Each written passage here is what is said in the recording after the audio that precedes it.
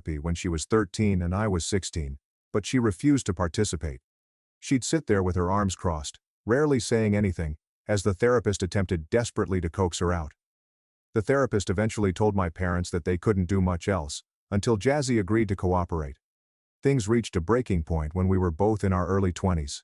I had recently graduated from college and landed my dream job at a top marketing business. It was the type of position for which I had worked so hard. Great income, excellent benefits, and the opportunity to work on campaigns that could change the industry. I felt as if my years of hard work had finally paid off. Meanwhile, Jazzy was still in college and struggling to find her feet. She had changed majors at least 4 times and was on the verge of academic probation, struggling to meet deadlines and follow directions. When I announced my job offer at a family meal, I expected at least a polite congratulations. Instead, Jazzy erupted. Her face contorted with wrath, and she began ranting at me, accusing me of being a show-off who constantly stole the spotlight. "Why do you always have to be the golden child?" she asked. "Why can't you just fail once so that someone else has a chance?" The words stung, but what truly shocked me was the expression in her eyes, a toxic mix of rage, envy, and bitterness. My parents attempted to intervene, assuring her that she had plenty of time to figure things out, and that my accomplishment did not lessen her own abilities. But Jazzy wouldn't have it. She stormed out of the room, slamming the door so violently that a picture tumbled from the wall. Later that night, I overheard her talking on the phone with one of her friends. She was saying stuff like, "He's not going to keep rubbing this in my face, and I'll make sure he gets knocked down a peg or two." I dismissed it as her normal dramatic venting. After all, we'd had our fair share of sibling squabbles over the years, and I assumed this was just another of her tantrums. But I could not have been more mistaken. A few days before starting my new job, I received an email from the firm's HR department. They had done an unexpected check of my background due to certain alarming materials that had come to their knowledge. Apparently, someone sent them faked emails and screenshots from false social media profiles, all in my name. These documents used harsh and discriminatory language portraying me as absolutely unsuited for the post. HR informed me that they were rescinding my offer, which left me astonished and devastated. The job I had worked so hard to get was gone in an instant. It did not take me long to fit the pieces together. Jazzy was the only person who understood enough about me to create such intimate and hurtful things. When I approached her, she initially seemed to be innocent, dismissing my claims with a cold smile. But as I pressed more, her facade crumbled. "Maybe you deserve to know what it feels like for once," she eventually whispered, her voice quivering with rage. "You've always been the favorite, the one everyone admires. It's about time you got a taste of failure." Her comments rendered me dumbfounded. My own sister had intentionally wrecked my future out of jealousy and hate. It wasn't simply a betrayal. It was a declaration of war. But she eventually broke down and admitted everything. She'd created the bogus accounts, fabricated the emails, and ruined my reputation, all because she wanted me to fail at something. Her voice was full of twisted pride, as if she had finally won some bizarre competition. I was crushed. This was beyond sibling rivalry. This was a premeditated sabotage by my own flesh and blood. I told her I never wanted to see or communicate with her again, and I walked out of the house that day. I crashed on a friend's couch while I tried to piece together my life. In the years that followed, I lost contact with Jazzy. My parents still saw her occasionally, but they knew better than to raise her around me. It was difficult for me to rebuild my career. I had to start with a lower-paying job and work my way back up, but I eventually got there. Now I have a wonderful job, helpful friends, and, until recently, Lily. When I met Lily 5 years ago, it felt like everything had finally clicked into place. She was nice, witty, and understanding. On our 4th date, I told her all about Jazzy. She listened and sympathized, acknowledging that family connections may be hard, and respecting my decision to cut links. I made one thing clear. Jazzy was not going to be a part of my life, especially at my wedding. At first, Lily appeared to comprehend. However, as we moved more into the wedding planning process, things began to shift. She continued bringing up Jazzy, implying that it might be time to forgive and forget. Each time I shut her down. The prospect of seeing Jazzy again made my stomach turn. This was meant to be the happiest day of my life, but having Jazzy there turned it into a nightmare. Lily would change the subject for a bit, but I could see she was unhappy. It all came to a climax last week as we finalized the guest list. Lily mentioned Jazzy again, and this time she refused to back down. I recall the precise moment when things began to disintegrate. We were seated in the living room, with the guest list spread out on the coffee table between us. I was already fatigued from a long day at work, and the last thing I wanted to do was revisit the same dispute we'd been having for weeks. But Lily was certain. "Harry, I really think you should reconsider inviting Jazzy," she added softly, as if to ease me into it. "She's your sister. Don't you think it's time to forgive and move on?" I clenched my jaw. She'd said those words before, but they hit me more this time. Perhaps it was the way she looked at me, with eyes full of hope and worry. Perhaps it was the fatigue I felt from repeatedly shutting her down. Regardless, the remarks landed differently that night. "Lily, we've talked about this. It's not happening. Having her there will ruin everything. You know what she did to me." Lily sighed, her frustration scarcely concealed. "But it was years ago. People change. Maybe she's different now. Maybe she regrets it." I could feel the typical wrath rising. Regrets it. She destroyed my childhood, my career, my reputation. She knew exactly what she was doing. How do you just regret something like that? Her eyes scanned mine for any sign of compromise. "I'm not saying what she did was okay. I just think maybe she deserves a chance to make it right." I looked at her in bewilderment. "Why are you pushing this? Why does she deserve a chance to be at our wedding?" Lily's face hardened. "Because family is important, Harry. I can't imagine cutting someone off forever." The remarks stung worse than they should have. "Family? You think this is about some petty grudge? She didn't steal my toys or read my diary. She sabotaged my entire life. I had to rebuild everything from scratch because of her." She shook her head, her tone becoming sharper. "You're being stubborn. You're punishing her for a mistake she made when she was young." "That did it," I snapped. "A mistake? Do you know how humiliating it was to lose that job? To have my name dragged through the mud because my sister couldn't stand that I was doing well? That's not a mistake, Lily. That's cruelty." She crossed her arms and turned away. "Maybe she's grown. Maybe she wants to apologize. And maybe I don't care," I responded. "She made her choices, and I made mine. I told you this was a boundary for me. If you can't respect that, then maybe we shouldn't be getting married." Lily's eyes widened with shock. I could see the hurt on her face, like a shadow. "You're seriously saying that over this?"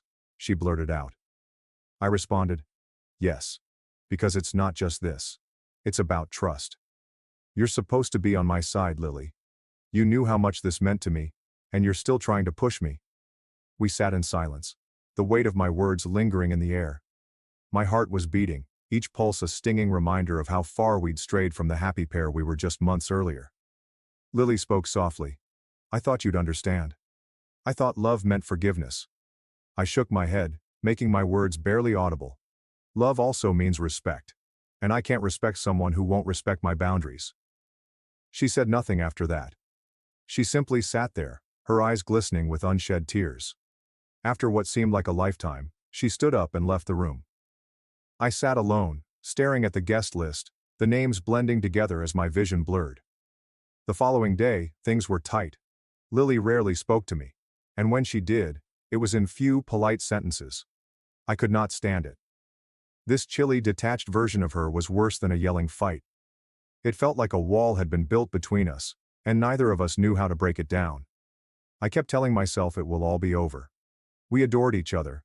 We had gone through so much together. Surely this was only a rough patch.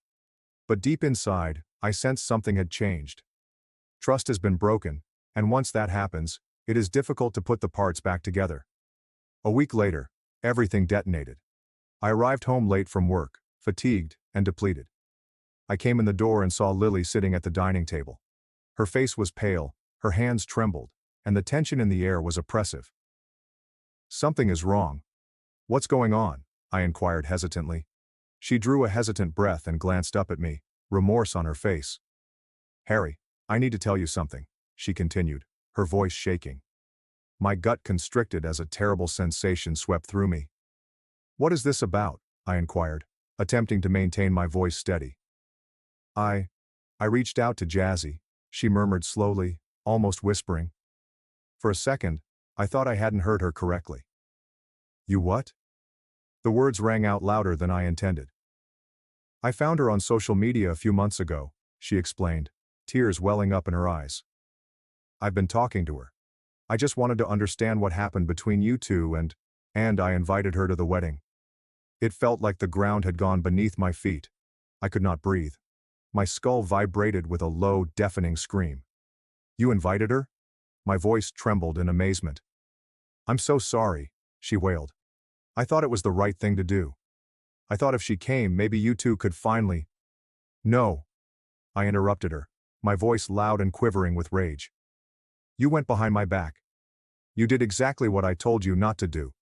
You betrayed me. Harry, please, she begged, her tears flowing freely now. I love you. I was just trying to help. Help? I asked, my laugh lifeless and frigid. You think this is helping? You knew how I felt and you did it anyway. This isn't love, Lily. This is manipulation. She grabbed for me, but I backed away, my heart splitting into jagged, terrible bits. Harry, wait, she exclaimed, her voice cracking. There's more. I thought she changed. I really did. But when I spoke to her, I realized I was wrong. She hesitated, as if the words themselves were painful to repeat. She hesitated, attempting to calm herself. She said, "Oh, you're his new girl. How can you even be with such a loser?" My chest squeezed as I clenched my fists. Of course Jazzy had not changed. Of course she'd lash out, even if someone tried to be friendly. Lily continued, tears running down her cheeks.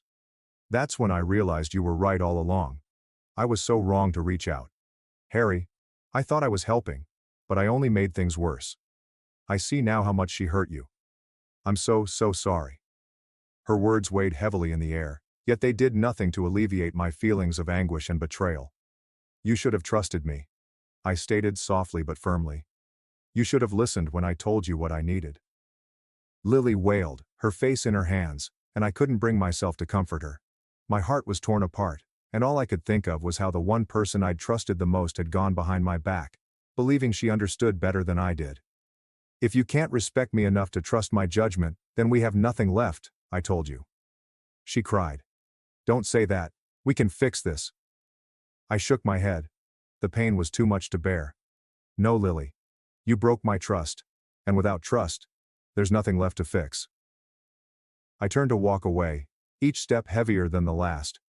The air between us felt final, like a door slamming shut on the life we had created together. I knew it was over, and it hurt more than I could ever express. The silence in our flat felt oppressive following the fight. I spent the night in the guest room, staring at the ceiling and repeating every word we had said. My head felt like a cyclone from which I couldn't escape. Sleep did not come, only an unending cycle of rage, betrayal, and heartache. In the cold light of morning, the weight of everything landed on my chest. I could hear Lily moving around and the muted sound of her packing. I didn't have to inquire what she was doing. I sensed the life we'd constructed over 5 years was crumbling. Again, Jazzy prevented us from stopping it. When she eventually went out of the room, luggage in hand, our gazes connected. Her face was smeared with tears, yet her look was one of quiet resolution. Are you sure this is what you want, Harry? She inquired, barely above a whisper. I swallowed hard, my throat tightening. No, Lily. This isn't what I want. But it's what you've left me with. She nodded and wiped her eyes with the back of her palm. I never meant to hurt you. I know, I replied, my voice cracking. But that doesn't change what you did. We remained there for a minute, the air between us heavy with unspoken words. Then she turned to walk out the door. The sound of it closing behind her was a finality I was unprepared for. I sunk into the couch, the emptiness of the flat pressing against me. It felt like the walls were closing in, and the quiet was deafening in its finality. The following few days were a blur. I formally canceled the wedding, including the location, caterers, and florist. Each call seemed like another stab in the heart, as if I were disassembling a dream piece by piece. The reactions were mixed. My pals attempted to be supportive, but some of them clearly did not understand. Lily's family, on the other hand, made no attempt to conceal their outrage. Her mother called me a callous monster, accusing me of sabotaging a wonderful relationship over little sibling rivalry. Her brother, whom I used to be close to, sent me a long, furious text telling me I was making the worst mistake of my life. I looked at the screen, feeling numb. They didn't know the entire story. They didn't realize how far the pain went. In the midst of all this, my family decided to weigh in. My parents contacted me repeatedly, leaving voicemails ranging from pleading to guilt-tripping. My mother's voice was unsteady and sad. "Harry, please. This could be an opportunity to mend the family. Don't let this break everything apart." But I didn't tear anything apart. It was Jazzy, and now Lily. The people who were supposed to safeguard and support me had crossed borders that I could not forgive. One evening, after a long day at work, I arrived home to an email from Jazzy. I almost erased it before reading it, but my curiosity won out. The subject line simply read, "I'm sorry." The email was lengthy, full of apologies and explanations. She described how she spent years in therapy attempting to understand her jealousy and bitterness. She recognized that what she did to me was wrong, but she claimed to be a different person now. She wanted to reconcile, make amends, and be my sister again. I stared at the words on the computer, feeling just tiredness. Was I expected to trust that a few years of therapy would relieve the agony she had caused? Could money undo the pain of losing my ideal job, the embarrassment, and the years of effort to rebuild my career? The scars were too deep. I closed the email without responding. I spent the following weekend alone, attempting to comprehend everything. My thoughts kept going back to Lily. I missed her. The way she laughed at my stupid jokes. The way her eyes gleamed when she spoke about her interests. But I couldn't shake the sensation that the trust we had built was gone. It wasn't only about Jazzy, it was about Lily choosing to ignore something I had started from the beginning and do the exact opposite to show a point. I went to play basketball, hoping to sweat off my frustration. I lifted till my legs burned, concentrating on the physical agony rather than the emotional one.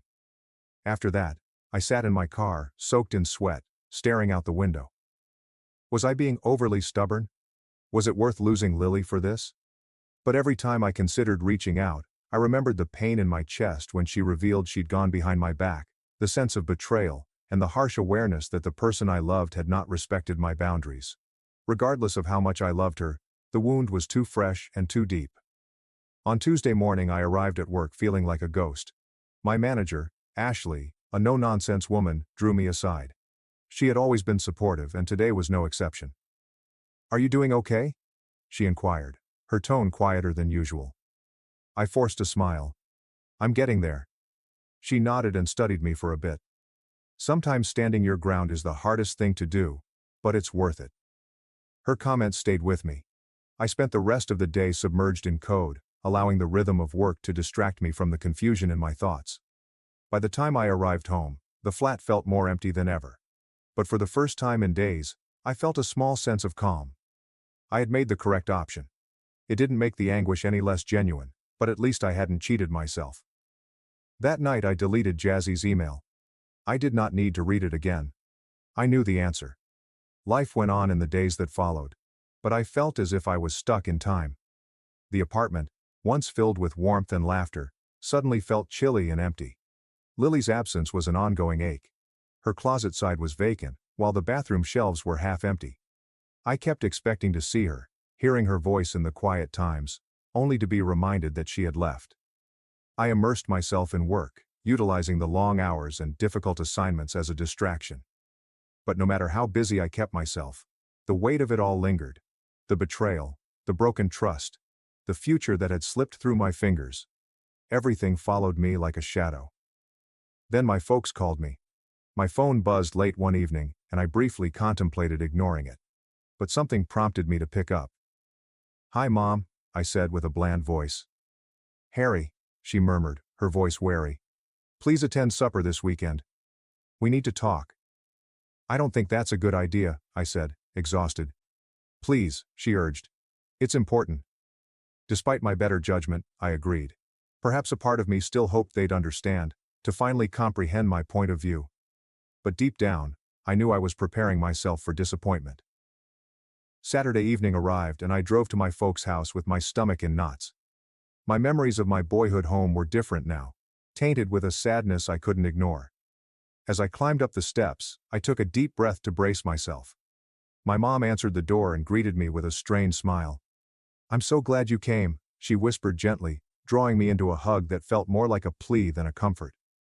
I stepped inside and immediately realized something was wrong. The air seemed heavy, as if a storm was about to break. And then I noticed Jazzy sitting at the dining table. Her eyes met mine, wide and filled with what appeared to be regret. An icy feeling of rage swept through me. What is she doing here?